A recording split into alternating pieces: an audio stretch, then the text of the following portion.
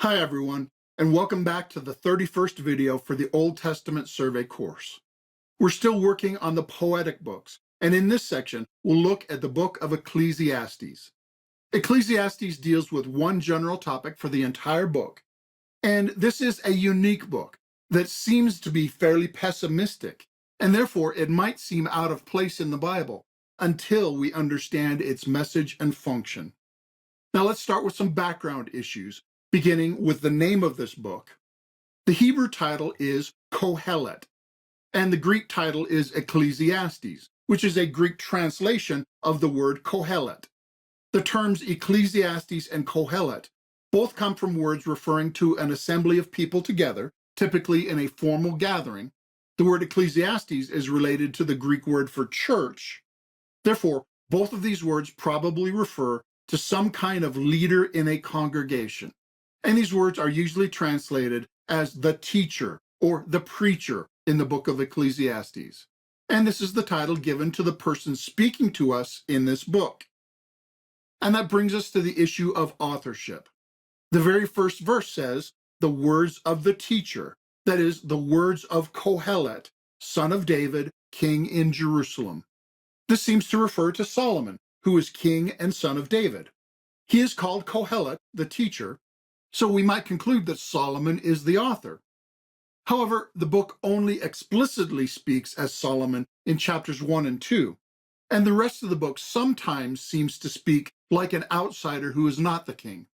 So we might conclude that Solomon wrote parts of this book, but someone else took up the story. And to complicate matters further, there seems to be two voices speaking in Ecclesiastes. Sometimes this book speaks in the first person, using pronouns like I and me to speak about his own personal experience. That is, Kohelet speaking for himself. Therefore, a lot of the book is autobiographical from the standpoint of Kohelet. But the end of the book speaks in third person, using pronouns like he and his. That is, a different person speaking about Kohelet. This second voice seems to be a wise man speaking to his son, like in Proverbs. Therefore, it seems that the wise man is the author who used earlier material from Kohelet. So let's summarize the authorship. It is associated with Solomon, and there's no need to doubt that much came from him in the guise of Kohelet. But there is a second voice, a wise man, who made use of Solomon's teachings and made comment on them in order to make a point for teaching wisdom. And that brings us to the purpose of the book. There are three general views of the purpose. That is, three possibilities that scholars have given for what this book is all about. The first view claims that it is Solomon's autobiography. It traces his experience from apostasy to despair and to repentance. And thus, this book highlights the foolishness of some of the choices Solomon made and the lessons that he learned. The second possibility is that this book represents an internal argument. The author was arguing within himself and writing it out for others to see. He was struggling back and forth in his own mind between the apparent absurdity of life seen in light of impending death and the joy and hope in life that cannot be denied either. The author expressed profound discouragement because of his hard experience with the futility of life, but also expressed much hope.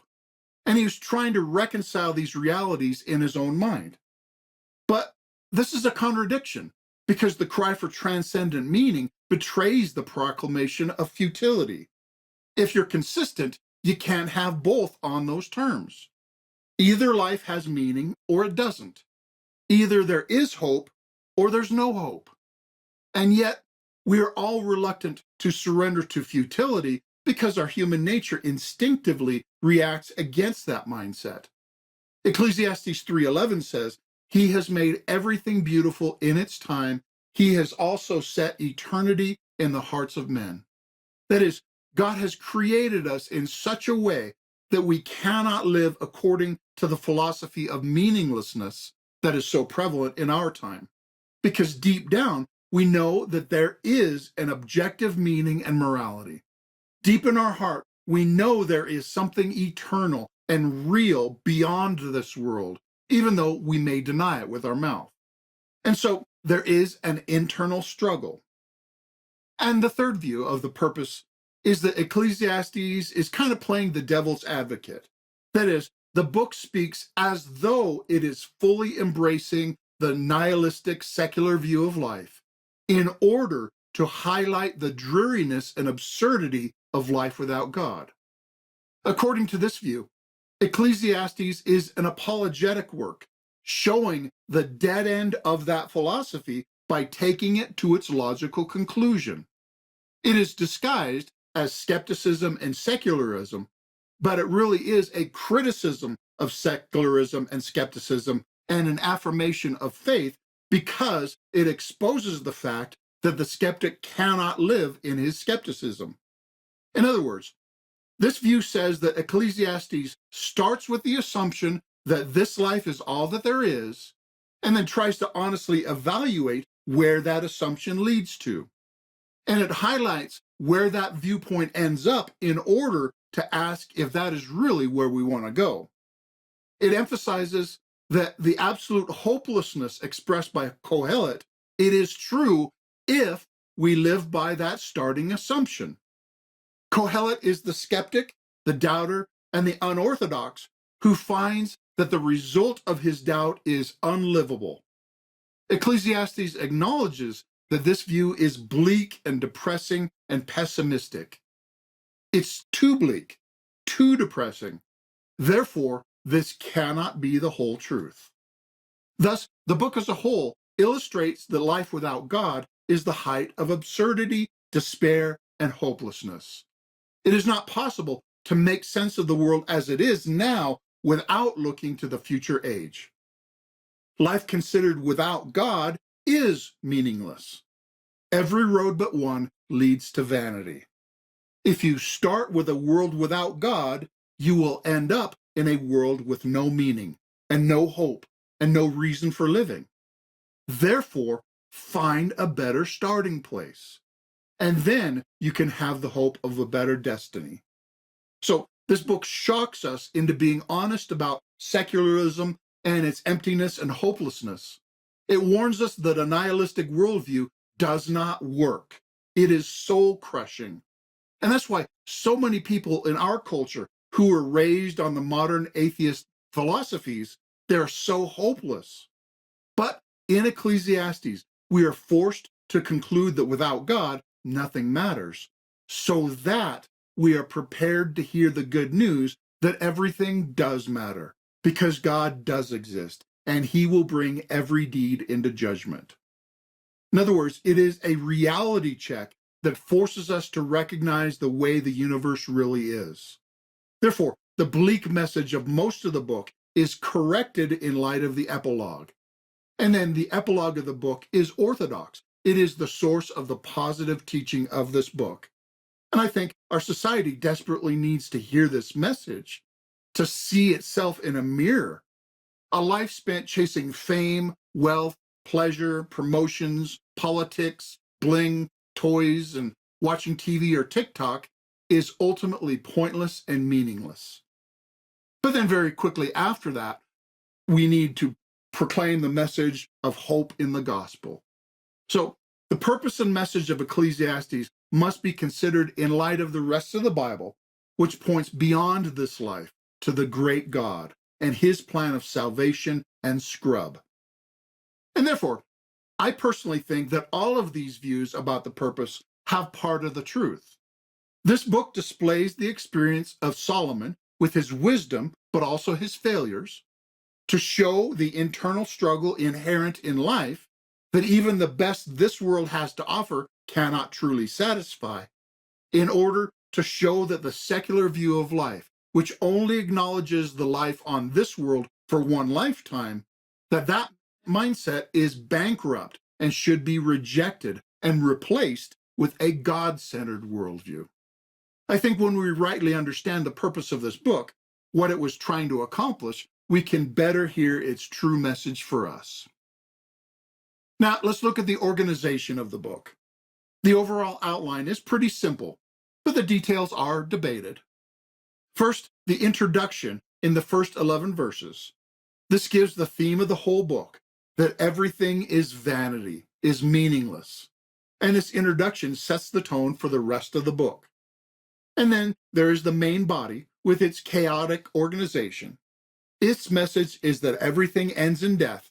So, because death erases any significance, life is ultimately vanity, with just a few bright spots along the way. And then the conclusion. This wraps up the book and gives the moral of the story. In light of what has been said, fear God and keep his commands, because life does have meaning, only because it takes its meaning from God. So now, let's look at the content by looking at some key verses, which summarize the content. First is Ecclesiastes 1, verses 1 through 11, which is the entire introduction. This says, "The words of the teacher, son of David, king in Jerusalem. Meaningless, meaningless, says the teacher, utterly meaningless. Everything is meaningless. What does a man gain from all his labor at which he toils under the sun? Generations come and generations go, but the earth remains forever. The sun rises and the sun sets and hurries back to where it rises. The wind blows to the south and turns to the north. Round and round it goes, ever returning on its course. All streams flow into the sea, yet the sea is never full. To the place the streams come from, there they return again. All things are wearisome, more than one can say. The eye never has enough of seeing, nor the ear its fill of hearing. What has been will be again. What has been done will be done again. There is nothing new under the sun. Is there anything of which one can say, look, this is something new? It was here already, long ago. It was here before our time. There is no remembrance of men of old, and even those who are yet to come will not be remembered by those who follow." Now, this passage tells the theme that everything is meaningless, or as other translations say, everything is vanity. This word translated meaningless or vanity has the connotation of vapor, a puff of smoke that is here for a moment and then is gone. If you go outside on a really cold day, you can see your breath as the vapor freezes, but it disappears almost immediately. Kohelet says that all of life is like that. And so he asks, then what is the point of anything? What does anything profit if it eventually disappears? Think about it. Do you remember who won the 6th Super Bowl? Do you know who was the 9th King of France? Who won the Academy Award for Best Actor in 1982? Now, of course, you could look it up, but do you really care? Now, at the time, those things must have seemed like a big deal, and they might have been to a certain extent at that time, but now their memory is disappearing. And what does that say about how you and I and all that we do will be remembered? We won't be remembered at all, at least not for long. Now, I hope this isn't too depressing, and yet Ecclesiastes forces us to come to grips with these realities. Next is chapter 2, verse 17, which says, "So I hated life, because the work that is done under the sun was grievous to me. All of it is meaningless, a chasing after the wind." Now, this verse gives Kohelet's experience as he reflected on these things. Because he was confronted with the meaningless of it all, he hated life, because he did not see the point. It seemed like chasing the wind, which is futile. And then the next key verse is not one verse, but a repeated refrain that occurs in many places throughout the book. The phrase is, "This too is meaningless." Kohelet explored many ways to find meaning and significance. He tried one thing after another to find significance and ultimate happiness according to all that this world has to offer. But after each one, he considered that it would end with death, and so he concluded that it too was meaningless. One thing after another. Next is chapter 5, verses 1 through 7, which says, "Guard your steps when you go to the house of God. Go near to listen rather than to offer the sacrifice of fools, who do not know that they do wrong. Do not be quick with your mouth. Do not be hasty in your heart to utter anything before God. God is in heaven and you are on earth, so let your words be few. As a dream comes when there are many cares, so the speech of a fool when there are many words. When you make a vow to God, do not delay in fulfilling it. He has no pleasure in fools. Fulfill your vow. It is better not to vow than to make a vow and not fulfill it. Do not let your mouth lead you into sin, and do not protest to the temple messenger, my vow was a mistake. Why should God be angry at what you say and destroy the work of your hands? Much dreaming and many words are meaningless. Therefore, stand in awe of God. This passage gives part of Kohelet's attitude toward God. God is to be taken very seriously and held in awe. Even if life is vanity and cannot be taken seriously, God is weighty. He is eternal and significant. Therefore, we should keep our promises to God, and we should be humble and reverent before God. And finally is chapter 12, verses 9 through 14, which is the epilogue, giving the evaluation of all that had been said. This says, not only was the teacher wise, but also he imparted knowledge to the people. He pondered and searched out and set in order many proverbs. The teacher searched to find just the right words, and what he wrote was upright and true. The words of the wise are like goads, their collected sayings like firmly embedded nails, given by one shepherd. Be warned, my son, of anything in addition to them. Of making many books there is no end, and much study wearies the body. Now all has been heard. Here is the conclusion of the matter. Fear God and keep his commandments, for this is the whole duty of man. For God will bring every deed into judgment, including every hidden thing, whether it is good or evil.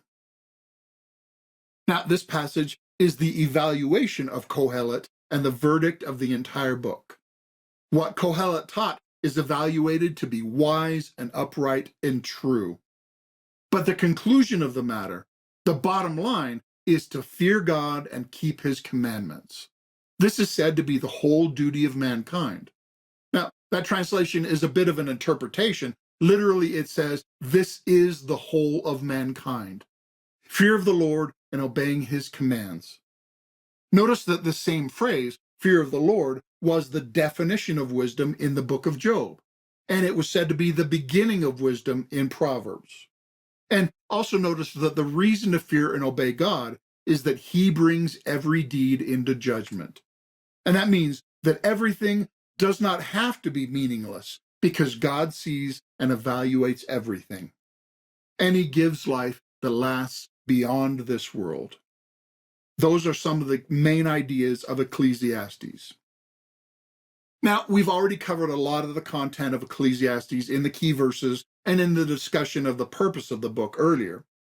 So I just want to briefly point out a few other things from the content of this book, from the three main divisions. First, from the intro, which I read in its entirety a minute ago. After the author was introduced, it starts with the theme verse, that everything is meaningless. Everything is vanity, like a vapor that disappears. Nothing in this world lasts forever or fulfills us like we want it to. Therefore, it seems hollow and deceptive. Humans experience the frustration and absurdity of life. We don't understand what is going on, and this distresses us. Now, that does not necessarily mean that life is ultimately meaningless, but rather it shows that we don't understand it, and therefore we think that it is meaningless. And that leads to the main question of the book. What is the advantage? What is the profit? What is the significance of anything? If we're all going to die, what's the point? Is there anything ultimately worth it? Now, Kohelet strongly questions whether there is any point at all, and seems to come to a negative conclusion. And this question is asked in the context of the labor at which we toil under the sun. Now, that phrase, under the sun, is repeated throughout the book, and it most likely refers to this life without reference to eternity or God. And we'll come back to the significance of that phrase a little bit later. Next is what I call the circular argument. Now, that's just a silly pun based on the argument of these verses that everything goes around and around. The sun, the wind, the water, and even the generations of humanity all go around and around. Everything goes on just like it has before. There's nothing new, and therefore nothing truly significant. Now, that is obviously true in the small things like the weather. There are cycles and seasons that repeat. But that is actually opposite to the biblical view about the overall big things like history. The biblical view of life is that it is going somewhere because God has a plan and purpose for his creation. Now, the pagan worldviews of history were circular, but the biblical view of history is linear. It has a purpose and a goal. It is going somewhere. Human lives and achievements can be significant, and we're commanded to remember the past and learn from it and look to the future. So, the claim of vanity in the introduction cannot be the whole truth when we compare it to the rest of the Bible. And that brings us to a few ideas and themes from the main body of this book. And these ideas and more, they're repeated in different ways throughout the body, which is made up of many smaller sections that are loosely organized together. Like I mentioned, it is debated how all these ideas fit together in the body. We see a continuation and elaboration of the idea of vanity, often connected with the phrase chasing after the wind.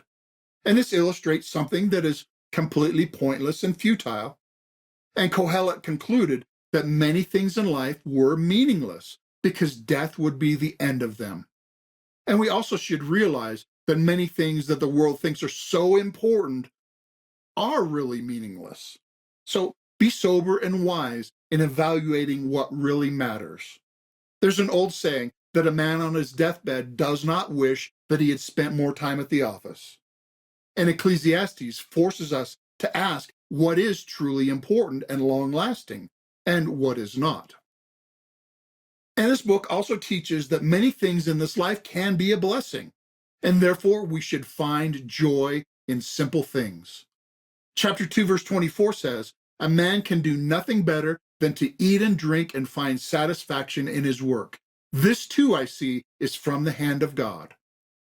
And chapter 3, verse 12 says, "I perceive that there is nothing better for them than to be joyful and to do good as long as they live." And at the same time, this book teaches us to realize that we all will die and to take this fact seriously and let it inform our life decisions. Chapter 2, verse 14 says, "The wise man has eyes in his head while the fool walks in the darkness, but I came to realize that the same fate overtakes them both." And chapter 7, verse 2 says, "It is better to go to a house of mourning than to go to a house of feasting, for death is the destiny of every man. The living should take this to heart." However, even though death comes for everyone, this book is clear that wisdom is better than folly. Chapter 2, verse 13 says, "I saw that wisdom is better than folly, just as light is better than darkness." And chapter 2, verse 26 says, "To the man who pleases him, God gives wisdom, knowledge, and happiness. But to the sinner, he gives the task of gathering and storing up wealth to hand it over to the one who pleases God." And speaking of God, the book of Ecclesiastes has a lot to say about him. First, he is the creator and giver of all good gifts. For instance, chapter 7, verse 14 says, "When times are good, be happy. But when times are bad, consider God has made the one as well as the other." And chapter 12, verse 1 says, "Remember your Creator in the days of your youth." And yet, God is beyond our ability to completely understand. Even his creation is beyond our comprehension. Chapter 11, verse 5 says, "As you do not know the path of the wind or how the body is formed in a mother's womb, so you cannot understand the work of God, the maker of all things." And chapter 8, verse 17 says, "Then I saw all that God has done. No one can comprehend what goes on under the sun. Despite all his efforts to search it out, man cannot discover its meaning. Even if a wise man claims he knows, he cannot really comprehend it." And chapter 3, verse 11 says, He has made everything beautiful in its time. He has also set eternity in the hearts of men, yet they cannot fathom what God has done from beginning to end. And God's works endure to eternity. Chapter 3, verse 14 says, I know that everything God does will endure forever. Nothing can be added to it and nothing taken from it. God does it so that men will revere him. And God is the judge of all things and all people. Chapter 3, verse 17 says, God will bring to judgment both the righteous and the wicked, for there will be a time for every activity, a time for every deed. And chapter 11, verse 9 says, know that for all these things God will bring you to judgment. And because of all this and more, Ecclesiastes advises us to stand in awe of God, as you saw earlier in the key verses. And then near the end of the main body, we are also encouraged to remember our Creator while we are young, because God will bring everything into judgment. We should not be discouraged when our life seems to fly by and we start to get old, because youth is vanity. It is a fleeting vapor. Therefore, we should acknowledge our Creator while we still can, before age and infirmity make it harder to enjoy Him and His blessings, and before your heart is set in unprofitable ways. In other words, get on the right path before it's too late. And that leads us to the concluding section of this book. It starts by repeating the main theme, meaningless, meaningless, says Kohelet, everything is meaningless. And then we see a different voice, the wise man, evaluating and appraising all that Kohelet had said earlier in the book. And the evaluation is positive. He wrote, not only was Kohelet wise, he imparted knowledge to the people, he pondered and searched out and taught with proverbs, he searched to find the right words, and what he said was upright and true. That is a very high view of the content of Kohelet's teaching. And then it says that the words of the wise are like goads, like embedded nails given by one shepherd. Now, goads are tools for prodding an animal to move forward. In other words, they are motivation. What Kohelet wrote should shake us out of complacency and motivate us. But we're also warned not to go too far beyond them. All this teaching about vanity under the sun should motivate us to find those things that are not in vain, the things that are not meaningless. And that leads us to the conclusion of the matter. The wise man gives us this command: fear God and keep his commandments. And we're given two reasons. First, he says that this is the whole of man, not just the whole duty, but our very reason for existence. This is our entire life if we are wise. Now, of course, that includes all sorts of other good things under this command, but everything that is not fearing God and keeping his commands is not really life. It is vanity. And the second reason given is that God will bring every deed into judgment, including every hidden thing, whether good or evil. Ecclesiastes is similar to Proverbs in that it clearly recommends the fear of the Lord as central to true wisdom, and also that it gives two possibilities, two roads with two different destinies. And it urges us to follow the good road of wisdom and faithfulness to God. All of these things contribute to the message of Ecclesiastes. So now let's look at the main theological themes of this book. The first is vanity under the sun. We've already talked about vanity as the idea that everything is temporary and nothing lasts, and that idea leads to the conclusion that nothing really matters. And the term under the sun, that refers to life limited to this world, only concerned about this lifetime. And therefore, it means life lived as if God does not exist. That is, practical atheism or secularism, the way that many people in our society think and live.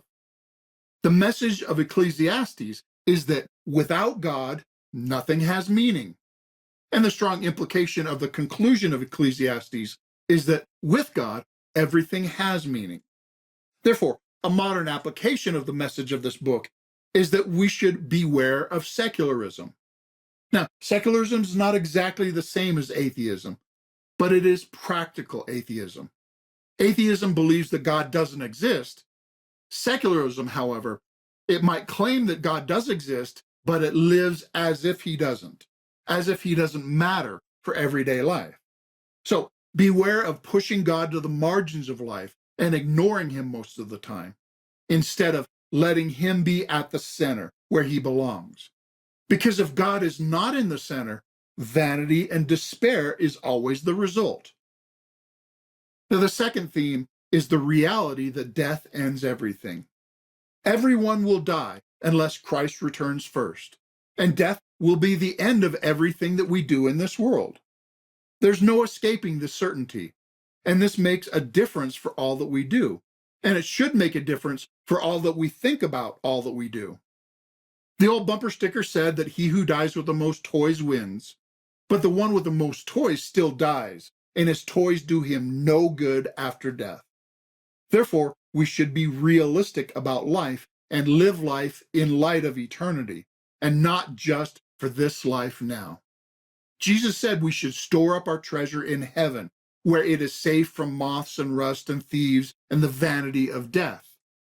And he said that whoever wants to keep their life will lose it, but whoever gives up his life for Christ's sake will find it.